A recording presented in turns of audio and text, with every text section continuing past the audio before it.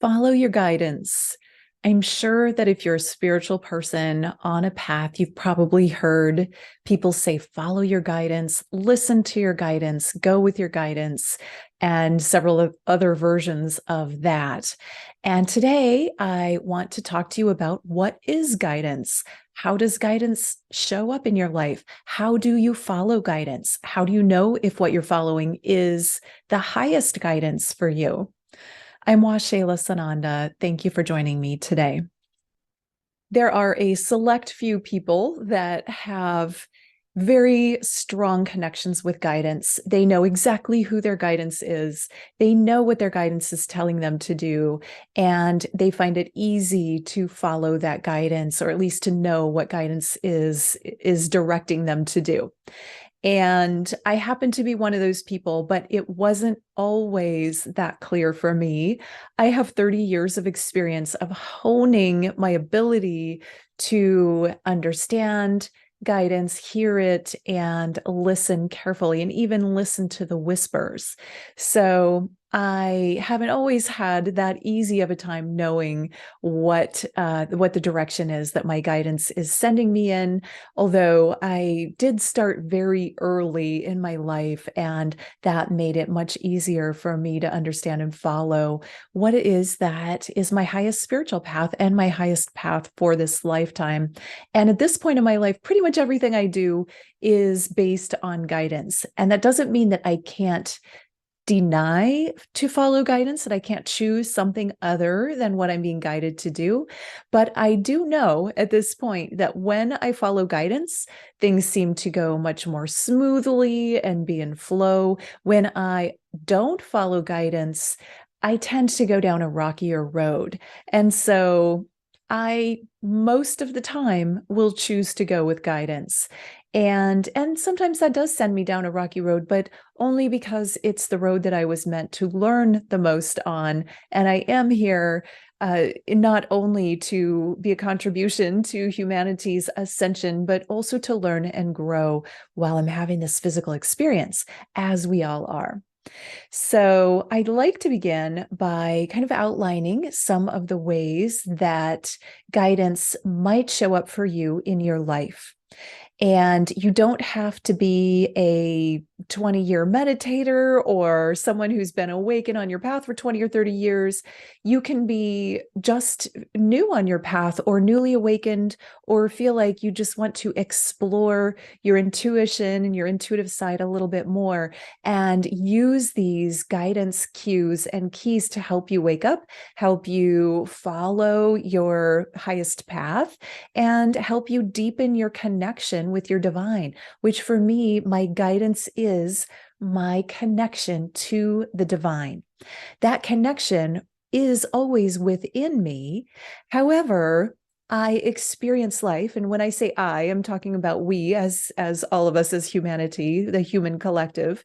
We experience life as projected out from us. So whatever it is that we're experiencing within is going to show up in evidence outside of ourselves to show us what it is that we are that we're projecting. Most of our thoughts are subconscious. We're not aware of them.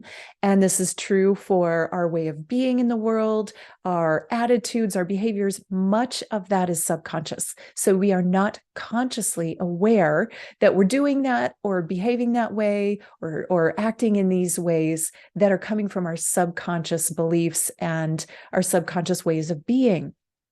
So the outside world is projecting to us what's going on within, and you'll find patterns, repeated patterns. So that's one way to kind of spot, oh, I must have something subconscious going on around. If you have the same pattern coming up, the same type of person, the same type of challenge, you've got something going on that is a way that guidance can show up to tell you, okay, if you keep attracting difficult situations with authority, for instance, with your boss, with your landlord, with the police, with relationships, with a teacher, whatever that is, whatever authority shows up as for you, you keep finding yourself in different but similar situations, then you have a subconscious program going on that has you attracting these rebellious, or maybe you're rebellious, maybe you're fighting something, maybe there's something going on that you could become more aware of. And when you become aware of it,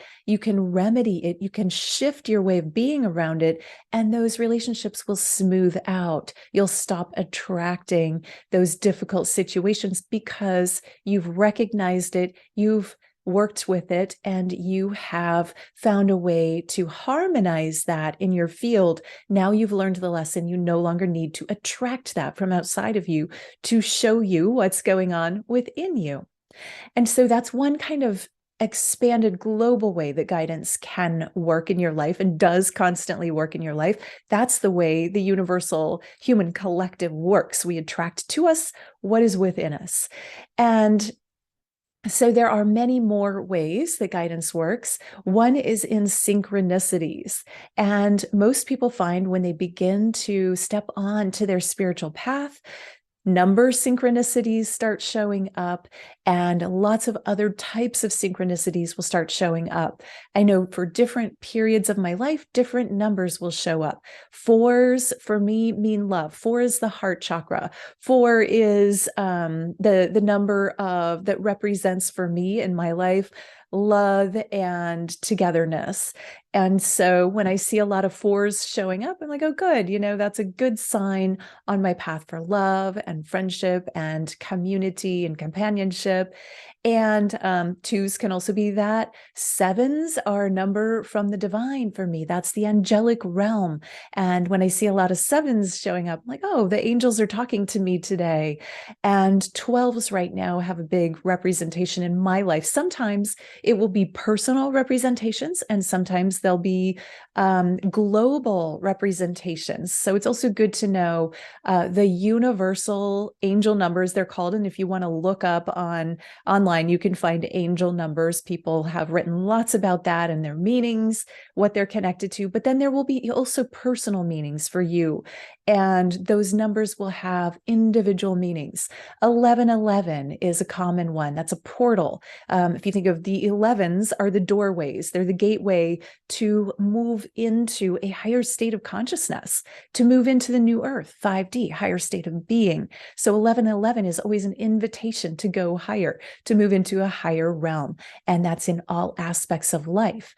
And it can also be a way that your guidance is communicating with you. If you see 1111 all the time, then you can be sure that you're being guided. And it's good to tune in when you see the 11s, to take a moment to tune in and consciously remind yourself to move up a level, move up 2 levels, and see what happens.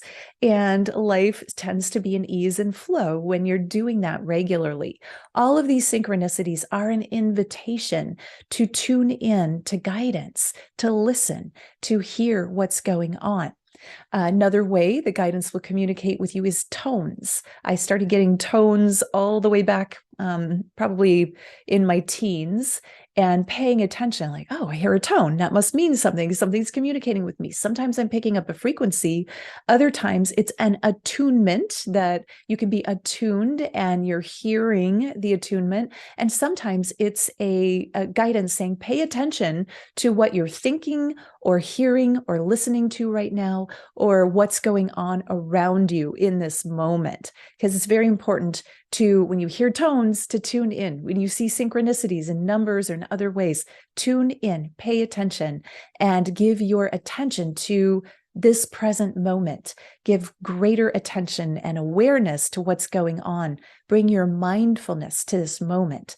So these are some of the basic ways that guidance can work for you in everyday life. And now I'll get into some of the slightly more complex ways that guidance is working and can be communicating with you. So one way certainly is in meditation. If you are a regular meditator, good for you. It's a great way to tune your awareness to the presence of your body, and then also a way to move into conscious communication with your guidance. And so a lot of times you might hear, and there are different ways that this can happen. You might actually hear a voice, or you might have a knowing, a download of something that you're like, oh, I have an understanding, or something, I just realized something. I just had an aha. You can also receive guidance through feeling in the body.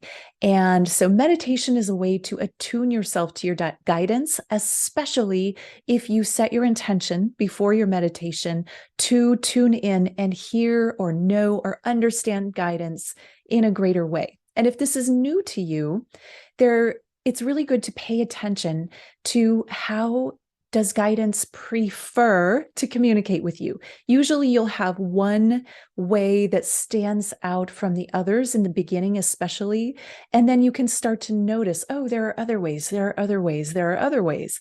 So for me, I'm prominently clairvoyant. I see images. Now, this is one of the ways that a lot of people say, oh, I wish I was clairvoyant. I want to see, because, we have that saying, seeing is believing. And it's true for me. I have been seeing guides and guidance and seeing my angelic guidance show up, as well as off-planet guidance, galactics, and energy fields, and all kinds of things ever since I was a small child. So when you're able to see it, it's much easier to believe it. And, like, I can see a person that's standing there that other people can't see. I learned as a child that would happen sometimes. And I just thought that the adults and the other people didn't know what was going on. And for some reason, I was able to see what was going on that other people couldn't. And yet I also know that, because sometimes people would tell me, and this happens in schools and in families a lot of times, that's not real, that's your imagination. We tend to shut those things down. And I did have some years where I really didn't want that going on, especially my teenage, middle school, high school years.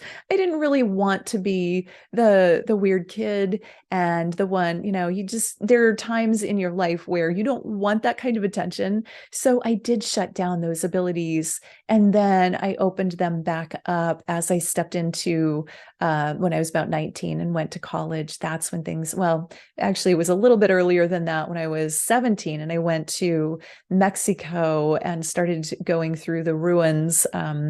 I started having memories again and reactivated those memories and those awarenesses and clairvoyance and all the things that came along with it, the claircognizance, the knowing. So I started to remember my past lives, and then that opened up this trajectory for conscious awareness of more of my guidance and what was going on.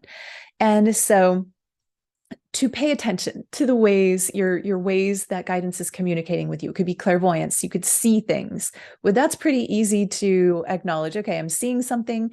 However, if you have fear of that, or you see something that scares you, as I did when I was a child, I saw a lot of things that scared me, that would visit me. I'd have beings visiting in the night, whether they were benevolent or not, I didn't know, but they did scare me. So there might be a tendency to shut things down. If you're seeing something that you don't understand, and you have a fear reaction, that can dampen your connection, or you can intentionally or unintentionally shut that down. It's because it scares you. So I would invite you to review, has there been a time in your life where you were able to see things that maybe other people couldn't see, or that you don't see now? And was there a time in your life where that stopped happening? Maybe you consciously or subconsciously shut it down at a certain time, and maybe you're ready now to open that back up. You don't lose the ability. It just goes dormant. It goes subconscious. So you can consciously reactivate that ability. And whether it's clairvoyance or clairaudience, that's when you hear things, you hear voices. I know in our society, people get called crazy if they hear voices. We get called all kinds of things. People get institutionalized sometimes. And that can be a concern. So what you want to watch out for is the type of voices that you're hearing. Guidance will always speak to you in a way that is reverent and if not loving, at least benevolent and neutral.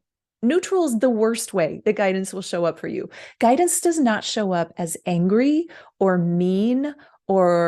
mean-spirited in any way. Guidance is loving and kind and nurturing, and it is not manipulative. Guidance is simply that. It gives guidance. It gives direction, but it doesn't tell you you have to, or you must, or, sometimes there's some intensity on what guidance has to say, but it doesn't push you. It guides you gently. And, sometimes I've actually encountered a lot of people on my path, and especially as a spiritual mentor, who are having experiences where they're hearing voices that are telling them, you have to save the world. You're the only one. It's you. You are the chosen one. You this, you that. And I've been around these people a lot, and they can be very, very convincing. And here's the thing. That is not the way guidance speaks to you. That is the way demonic presences speak. And I don't want to scare you with that, but it is not the way that the high guidance talks to us, because high guidance from the higher realms knows that humanity as a collective has many, many, many, many, many voices, many, many, many, many quote unquote saviors. I mean, so many people are on this path. This is a collective journey, and we are all doing our part to assist the ascension of humanity. There is not one person or one human, or even, one or two, that are responsible for all of it. So if you have voices that are saying, putting pressure on you, you are the one and only, you are the chosen one, watch out. Huge red flag on that. You are not the one and only, and you are not the chosen one. And whatever is talking to you has an agenda for you that is probably somewhat nefarious, because they want you to do something, and they are trying to convince you that you have to do it. That is not the way guidance operates. And that is a very important piece of this puzzle to know, because if you're feeling pushed by anyone that's guiding you, if you're feeling pushed or manipulated or told that you have to, you must, you're the only one, if you don't do it, humanity will fail, anything like that, tune that out, get away from that, clear that, cut cords with that, do whatever you need to do. If you need energetic help, message me, I can help you, but do not fall for that. That is the oldest trick in the book when it comes to demonic entities or negatively oriented entities pushing their own agenda. They will convince you that you are special, that you're the only one. They'll try and tell you that you have to do this. They'll get angry if you don't do it, or you don't do it the way they want you to, as things move forward. So please be aware of this. If you know someone in your life that's having these experiences, beware and don't listen to them. This is what cult leaders oftentimes are following. Just watch out. You've got to be discerning in these things. Guidance doesn't push. Guidance speaks in kind, loving tones. Sometimes guidance can be stern. Sometimes guidance can be intense, for sure, but it's always free will. We always, always, always have our free will. Guidance will never say you have to, or, that is not high guidance. That is not divine guidance. That is low-level entities that are trying to manipulate you. So please be aware and be discerning of those voices. If you're hearing them, then step away and get some help if you need to. Do some cord cutting, whatever it is you need to do to get balanced. And know that we are on a collective journey. We are raising humanity's consciousness and frequency together. And it's not just one person or one very small group of people that are doing this. This is a collective experience. And yes, those beings that are manipulative and demonic in nature can sometimes show up looking like angelic beings. So if you're clairvoyant and you see this, even when you see something that shows up looking very angelic and beautiful, still use discernment. It doesn't automatically mean that this is a high guide. And one of the ways that you can do that is tune into your heart. First of all, if you're in fear, this doesn't work. You have to get into your heart center first. Tune into your heart and project love. When you can project love to a being and it can receive that love and then give love back to you, that is one way to discern, yes, this is a high guidance. This is a high being from the divine. If you project love and the being can't hold a love frequency, it will run away. It'll either run away or it will show its true nature, which is it is negative in that case if it can't hold a love frequency. So these are some of the things you can do. You can project love. You can talk to it. You can also you can give it something. And now this is a technique I've heard used. I don't personally use this one, but I know other teachers who do and who teach that if you offer something to the being and it can't accept it if it's not a high guide. If you offer, let's say, a golden heart or something like that, and this is something that you're just projecting from your intention,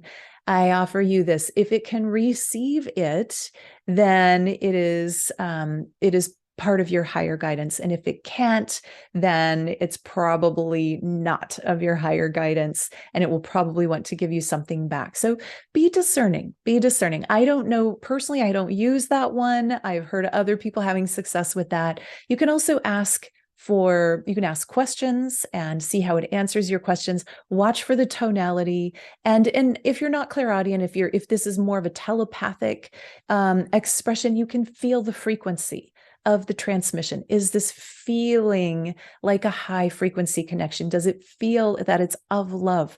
Can you use your discernment? You can use your discernment to feel, where is this coming from? Is this coming from super high frequency consciousness, or is this coming from a lower frequency consciousness? And watch out, because sometimes those lower frequency ones can be tricky at first, and they can convince you that they're of high frequency, and then later they start to get pushy and manipulative and angry. Then you know, no, that's not high guidance. Always be discerning. Other ways that your guidance can communicate with you and that you can communicate with it is, first of all, always set an intention when you want to connect with guidance, and then tune in to your inner being, to your heart center, and go into a state of receptivity. You must be receptive in order to receive guidance. Once you've practiced doing this and you have that connection established, then it can come from anywhere, anytime. I've had my guidance show up in other humans and talk to me. In fact, when I was a child, I used to go on car trips with my mom. We would drive, I've mentioned this before in videos, but we would drive to about 3.5 hour drive to visit her family sometimes, just the two of us. And she would start talking to me, and we would have the most amazing cosmic conversations about the earth and humanity and the purpose of it all. And interesting thing, she doesn't remember any of those conversations. Well, as an adult, I now know that my guidance was coming into her. She was in a trance-like state driving for long periods of time. So I was just a kid, and they would start talking to me through her, which was a great way to get a message through to me, because it's my mom's voice. I'm comfortable with her. And we would have these beautiful conversations that really set my mind in a certain way to understand reality the way that I do now. And so I'm grateful for those conversations. And so something to watch out for. Certainly guidance can talk to you through other people. Listen for other people to give you guidance. When you're looking for an answer to a question or a problem that you're having and you've asked with your intention, guidance, please direct me. It might come through a friend, someone you're talking to on the phone. It could come through something you see on the computer. It could come through the radio. It could come through music. Sometimes just the perfect song with the right lyrics will come on and you'll be like, oh, I know what to do now. I have a friend who gets communication through the titles of the YouTube videos that he is subscribed to. You know how they'll send the little messages and you'll just see the titles in notifications. And sometimes he'll have a question, and then the title of a YouTube video will pop up with the answer and that's his guidance communicating. I think that's a really fun one. And there are so many ways. It's endless how many ways that your guidance can communicate with you. Like since I've been sitting here, you'll see me glance around now and then. My guidance has sent me several messages just since I sat down and started talking to you. There's one on a clock with the number synchronicities. There's another one over here telling me, don't forget to talk about this, and so I'm always tuned in and listening to guidance at some level. There's a part of my consciousness that is in constant communication. I'm getting a tone right now as I share that. So for me, as I've practiced this, and this has become part of my way of being in life, I'm constantly receiving guidance all the time. And I don't view myself as one individual person named Waxéla. I see myself as a collective consciousness. And what that means is when I was a little girl, I had more of a monostream consciousness, a singularity consciousness where I was this person, but I started connecting to my guidance in all these different ways that went on, started very young for me. And then as I've gotten older and I became a channel and I started reading energy and started interacting with the galactics and became a galactic shaman, I opened up all of these channels of myself, of my higher consciousness, to be able to communicate with me all the time. And so I think of myself more now as a collective consciousness than an individual consciousness. And that is why when I do guided sessions with people, I can tune in and respond from a perspective of being a channel to you, because I can get information from more than just what I would consider myself as an individual person, if that makes sense. And these are things we all have the ability to do. You can step into a greater version of yourself. And by greater, I mean a more of a collective consciousness of yourself. Rather than thinking from your own mind, imagine opening up your mind to receive more of your higher self. And that is, your divine guidance coming through. It's coming through all the time, through your heart, through your mind, through your words, through your ability to open up yourself as a channel of divine consciousness and allow that stream to come through you as you speak. And when you go into the world with that intention, you'll be amazed at how much wonderful information can come through you. You'll be saying things that, oh, wow, I didn't know I knew that. You'll say things that you didn't know you knew. That's because there's a greater part of you that knew, but your mind, your personal self, didn't know that until you said it. A lot of coaches tune into this. My ex-husband is a CEO coach. And I remember when he first started doing a lot of coaching calls, he would say, I can't believe the information that comes through me sometimes on these calls or in these meetings when I'm coaching. It's beyond me. It's bigger than me. And I understand that he's channeling a higher part of his consciousness when he does that. And we all have the opportunity to do that when we open up to receive and deliver more of our divine awareness, our consciousness. And we can tune into another person's world, reality, problem, and give them this kind of higher advice in a way that sometimes they can't receive for themselves. And I'm not telling you to go do this in an unsolicited way, because people don't always appreciate it if you give them unsolicited advice from your guidance. You wait for an opening. If somebody asks you for that, or if you're a coach or a healer or an energy worker, then there's a place for that. People don't always want that in their day-to-day life, especially if it's unsolicited and they're not looking for advice. So do be discerning in how you use it as well.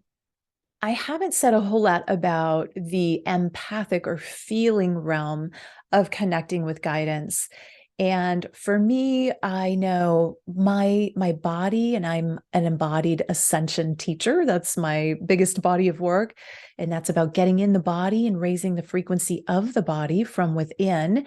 And so my body communicates to me constantly on what I should do and gives me guidance. I feel my heart I feel my hands will tingle. I'll feel those, like pins and needles sensations sometimes.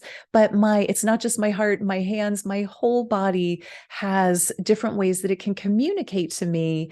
And when I'm looking for guidance on something, or even just tuning in, should I do this or not? Or should I do this or should I do that? I will get physical feedback. Sometimes, this is interesting. So sometimes the body will have a different opinion than the guidance, than your highest guidance. Sometimes the heart will want something that the divine consciousness is sort of steering you, or your guidance might be steering you in one direction. Your heart wants something else. This particularly happens in relationships, where sometimes we get into a relationship that's not for our highest good, but we get attached and the heart wants it and the guidance doesn't. That certainly has happened to me more than once. And there are also, there are ways. That doesn't mean that you should deny yourself. You always have the ability to override, but to be aware, if you're asking for guidance and then you're saying no to the guidance that you get, you're showing guidance that you're not really a trusted authority, or that you're not really willing to work with it. So just like if you had a friend or someone who was trying to date you, let's say somebody wanted to date you and they kept calling, you kept saying you wanted to go out. And so they'd call and ask you out, and you'd say, my cat's here joining us. This is Bodhi. But if you kept rejecting them, and you kept saying, oh, I'm busy that day, and then they call again, oh, I can't do it that day, I've got something else, or oh, you keep finding excuses not to go, eventually they're going to stop calling. And the same is true of your guidance. If you're saying, I want guidance on XYZ, and guidance is delivering you the information, but you're not tuning in and you're not listening, well, how reliable are you for listening? And it can be a practice, but if you're just not doing the practice, if you're just wanting guidance to do it your way, then sometimes it's not going to work. And sometimes, if you ask for guidance and you receive it and then you choose something else, that's fine, but if you keep choosing something else, you're like, that's not the guidance I wanted. I want a different answer. I want something else. I want something else. Then again, guidance isn't going to be as likely to share with you if you keep hanging up on it, if you keep rejecting it. So just know that this is a symbiotic relationship. If you ask for guidance, tune in to receive guidance, open up to receive guidance. If you receive guidance, be willing to take action on that guidance rather than asking for different guidance. And that's a thing I see happen a lot. In fact, when I used to be a psychic reader a long time ago, I would have, there were a couple of repeat clients that would come over and over and over again and ask me the same exact questions. And guess what? They would get the same answers. And I would say, I gave you that answer last time. Did you take action on it? No, I didn't, because is what I would hear. And then I was hoping for a different answer. I was hoping for a different outcome. The outcome didn't change from time to time, and they didn't take action. And so they were really wasting their time and mine, because I was giving them the same answers to the same questions that they were still not doing anything to change in their lives, just hoping for a different outcome. That doesn't work. If you're hoping for a different outcome, you're not going to get a different outcome if you're still doing the same things. This is again, a co-creation experience, a symbiotic relationship. When you receive guidance, make sure that you're taking action on it, that you're following that guidance, that you're truly revering that guidance. You're receiving it in reverence. And even if you choose not to follow the guidance that you get, that's always your option. Receive it with reverence and gratitude. Thank you. Thank you so much for this guidance. I have taken it to heart. I've considered the guidance that I've received, and I feel that what's right for me now is to choose this. And I hope that you'll share with me again, because I value it. Just like a trusted friend or coach or a mentor, when they give you guidance on, if you're having a coaching call or a mentorship call and you receive the guidance to your questions, you want to thank them. Whether you take action on that is up to you, but be thankful, be grateful. Then they're more likely to show up again. If you have a coaching call with someone and then at the end of it, you say, oh, I didn't like anything you just said. what are the chances they're going to show up for you again as your coach? If you're negative, if you reject what they said, if you're fighting with it, if you're like, I don't like that answer, I don't think you really know what you're talking about, they're probably not going to want to be your coach. And so you can think of guidance that way too. Be reverent, be grateful, be loving, be willing to take action, be willing to be open to receive. You will receive guidance in so many beautiful ways, so many ways. These are just a handful of the ways, the most common ways that I've shared with you today that we can receive guidance. There's just an endless number of ways. And I would love to hear in the comments today, how do you receive guidance? Is it something that I addressed today or something that I didn't even talk about today? Please do share, and share with me also, if you would be so kind, because this is so helpful. I love to hear what you would like to hear from me. I usually tune in and ask guidance, what are we going to talk about today? This morning I did that, and guidance said, we're going to talk about receiving guidance. And sometimes it comes in loud, clear, understandable ways, and sometimes it comes in very soft whispers. So be sure to listen to the whispers, listen to the soft, gentle, subtle guidance that you're getting. And if it's important guidance and you don't receive it, if you don't get it the first time, it'll get louder. But what you can do is hone your connection, hone your ability to receive it, and become more mindful, become more present, become more aware. As you do this, you'll hear the whispers, and you won't need the sledgehammer as it gets louder and louder and louder, because the whispers will be enough for you to be in flow and ease in your life and be in a symbiotic relationship with your guidance and listen to the right things and take action on the things that are for your highest good. I will end there today. There's so much more on this. I could certainly go a number of levels deeper than what I did today, but today was more of an overview on how your guidance might work for you. Again, it's different for everyone. So listen to yourself, listen to your heart, which will guide you as well. The heart is one of the best guides of all. This is our internal, highest divine light technology. And let me know your thoughts in the comments. I love you. I cherish you. Thank you so much for joining me. Also give me a like, a thumbs up, and subscribe to my channel. I love sharing this with you, and I love getting it out there. So share with a friend as well. Have a beautiful day, evening, wherever you are. Namaste.